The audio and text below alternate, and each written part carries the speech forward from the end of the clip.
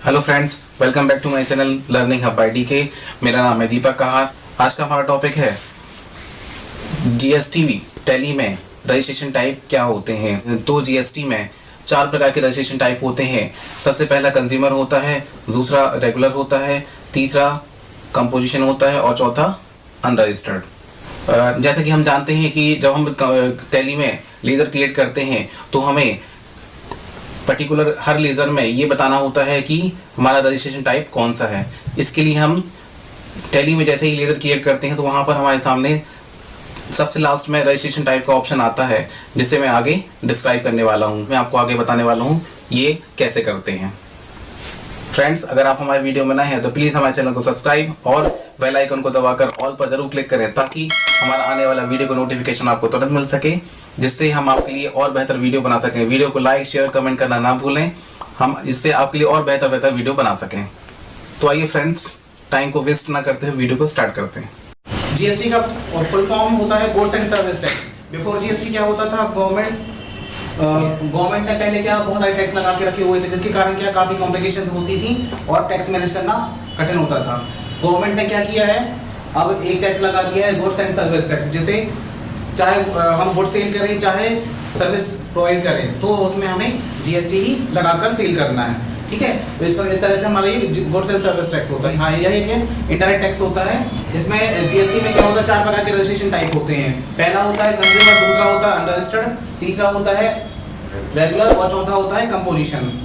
अब हम यहाँ समझेंगे रजिस्ट्रेशन टाइप क्या होते हैं। रजिस्ट्रेशन टाइप में सबसे पहले कंज्यूमर आता है। कंज्यूमर कौन होता है? कंज्यूमर वह व्यक्ति होता है जो गुड्स का यूज़ करता है और यूज़ करके उसको गुड्स को फिनिश कर देता है। ठीक है, जैसे यहाँ लिखा हुआ है, जो गुड्स यूज़ करता है उसे कंज्यूमर कहते हैं।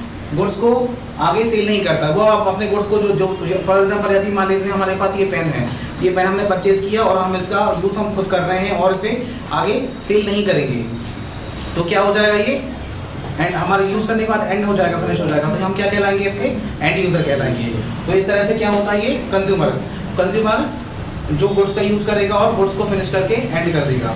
ठीक है, ये उसके बाद दूसरा हमारा रजिस्ट्रेशन टाइप क्या है, अनरजिस्टर्ड पर्सन वो कहलाते हैं। अनरजिस्टर्ड डीलर वो कहलाते हैं जो छोटे बिजनेसमैन कहलाते हैं, जैसे जिनका ईयरली टर्नओवर 20 लाख रुपए के अंदर होता है और वह जैसे अपने चाय वाले, पान वाले, फुल्की वाले, ये सब क्या होते हैं, हमारे अनरजिस्टर्ड की कैटेगरी में आते हैं। इनको जीएसटी नंबर लेने की आवश्यकता नहीं होती है।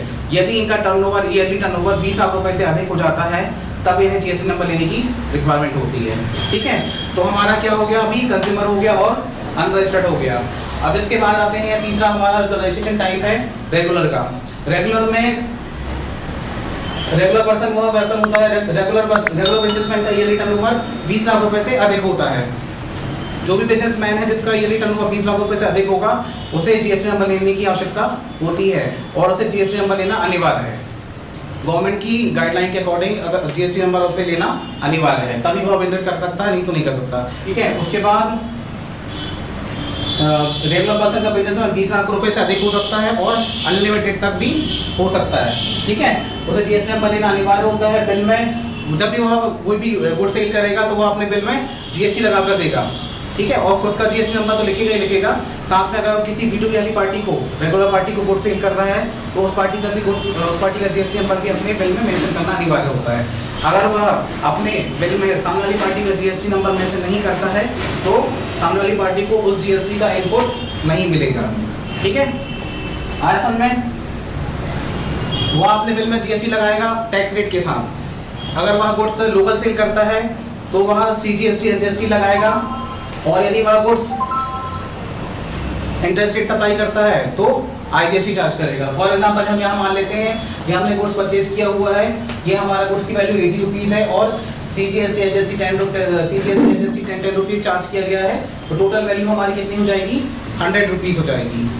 इस तरह से हम परचेज करते हैं। और यदि यही गुड्स हमने इंटरस्टेट से परचेज किया होता तो 80 रुपये गुड्स की वैल्यू होती है, और यहाँ पर टैक्स में IGST होता है, इंटीग्रेटेड टैक्स होता, और उसकी वैल्यू 20 रुपीज़ होती है। यहाँ पर 10 रुपीज़ था, यहाँ पर 20 टैक्स हो जाएगा और टोटल गुड्स की वैल्यू 100 रुपीज़ ही हो जाएगी।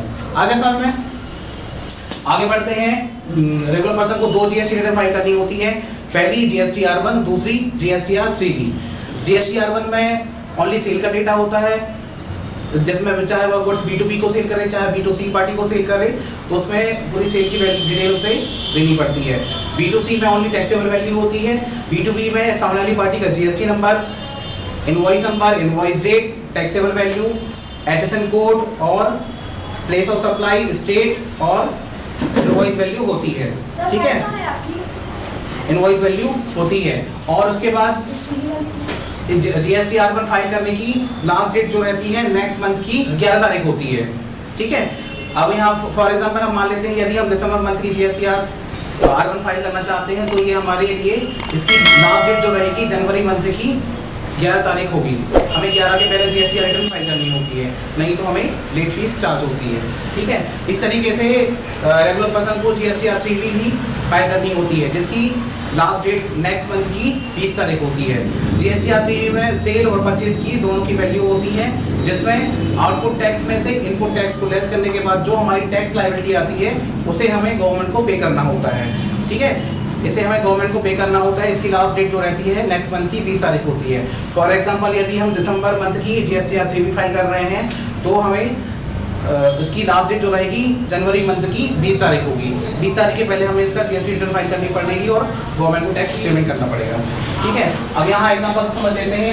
ये हम जो गुड्स हमने यहाँ परचेज किया था, ये हमने 80 रुपीज़ का गुड्स परचेज किया था और GST 10 रुपीज़ चार्ज किया था और टोटल वैल्यू 100 रुपीज़ थी। तो ये हमारी परचेज हो गई है। जो हम परचेज कर रहे हैं हमारे लिए क्या हो गया, इनपुट हो गया। तो इनपुट वाला टैक्स कौन सा कहलाएगा, 10 रुपीज़ कहलाएगा। ये हमारा क्या कहलाएगा, इनपुट टैक्स कहलाएगा। इसकी रिबेट हमें मिलेगी, क्यों मिलेगी, क्योंकि सामने वाली पार्टी जो हमने जिससे गुड्स परचेज किया वो क्या थी, B2B वाली पार्टी थी, रेगुलर पार्टी थी, और हम भी रेगुलर पार्टी हैं, और उसने हमारे बिल में GST नंबर लिख कर दिया है और अपना GST नंबर भी लिख के दिया है, इसलिए हमें उसका GST का इनपुट मिल जाएगा। जब वो GSTR1 फाइल करेगा सामने वाला, तो हमारे पोर्टल में ये शो करेगा। ठीक है, अब यही गुड्स हम यहाँ पर अपना प्रॉफिट ऐड करके यहाँ सेल करते हैं। तो हम यहाँ गुड्स की वैल्यू मान लेते हैं 90 रुपीज़ है, और GST की value 15 rupees, CGST 50 rupees, SGST total value हमारी हो जाती है 120। अब इसमें से ये हमारा आउटपुट हो गया। जो भी हम गुड सेल करते हैं उसमें हमें आउटपुट टैक्स चार्ज करना होता है, जिसमें 15 रुपीज़ हमारा आउटपुट टैक्स है, इनपुट हमारा था 10 रुपीज़। 15 रुपीज़ में से 10 रुपीज़ लेस करने के बाद 5 रुपीज़ हमारा CGST बचा और SGST भी हमारा 5 रुपीज़ बचा। तो हमारी टैक्स लायबिलिटी निकल के हमारे सामने आ गई। तो हमें 10 रुपीज़ टोटल गवर्नमेंट को पे करना है GSTR3B में। ठीक है, आया सब में, गवर्नमेंट को हमें GSTR3B में ये 10 रुपीज़ पेमेंट करना होता है। इस तरीके से हमारा ये रेगुलर की कैटेगरीज होती हैं और GSTR हमें 3B फाइल करनी होती है। GSTR3B फाइल करने की लास्ट डेट नेक्स्ट मंथ की 20 तारीख होती है। अभी हमने समझा कंज्यूमर, अनरजिस्टर्ड, रेगुलर, ये 3 हमारे कंप्लीट हो चुके हैं। अब आते हैं हम कंपोजिशन पे। कंपोजिशन क्या होती है, कंपोजिशन जो है हमारे चौथा रजिस्ट्रेशन टाइप है।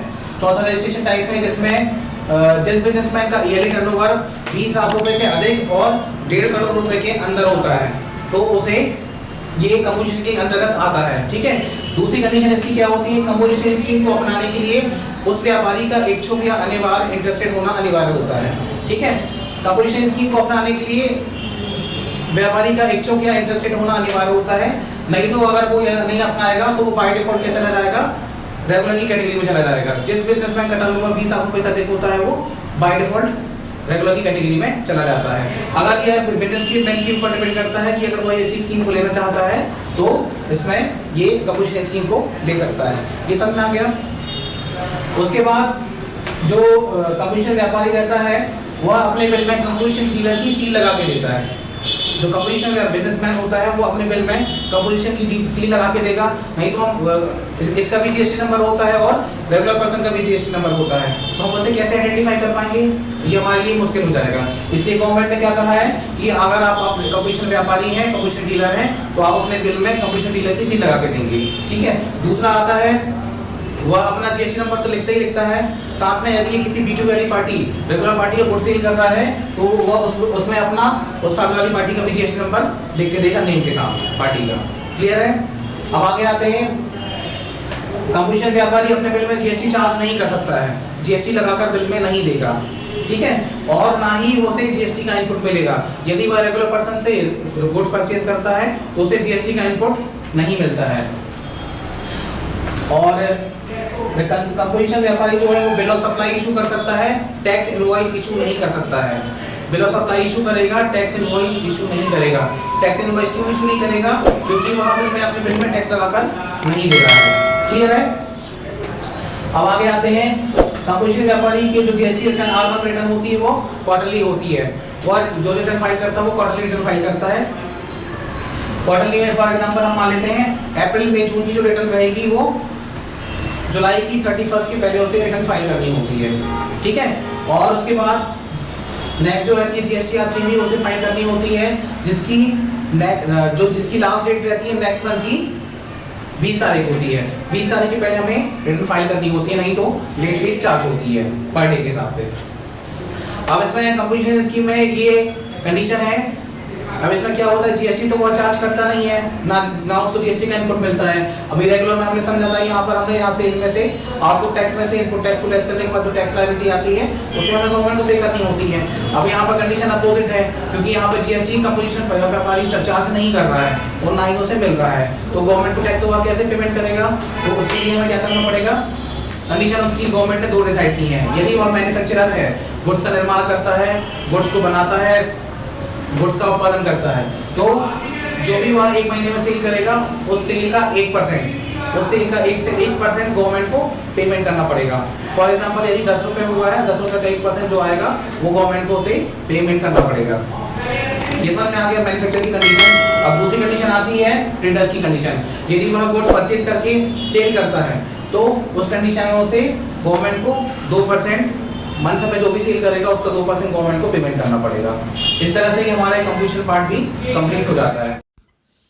फ्रेंड्स, अगर आप जबलपुर में टैली प्लस जीएसटी सीखना चाहते हैं तो हमारे नए बैच प्रारंभ होने जा रहे हैं। प्लीज़ हमें कमेंट बॉक्स में कमेंट करके ज़रूर बताएं।